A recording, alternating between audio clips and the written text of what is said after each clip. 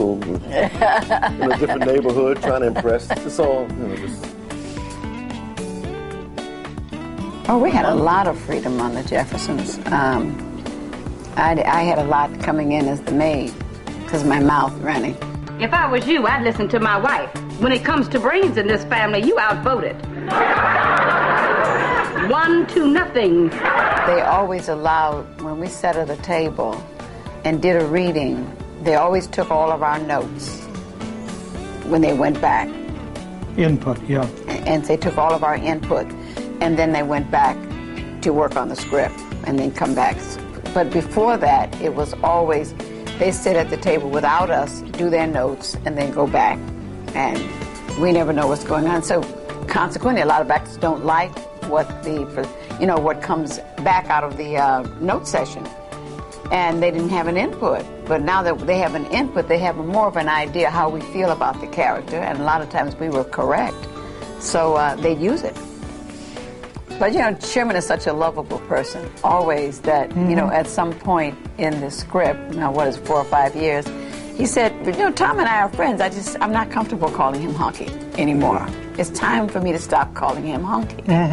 And then it took on a different thing. And I think because he has love all the time and always speaks love, that love shines through that character, so people loved him. We finally no matter what he did. Finally got him to stop saying zebra, too. Yeah. So right.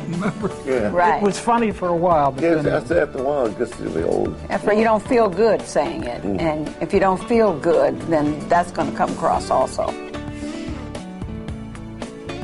It's one of the first shows that hit that. They're always hitting it nowadays, 200. But it was one of the first that hit 200. I remember that. I remember Norman bringing in the cake and all that. The networks sometimes lose faith in shows because they have them in the wrong time slot.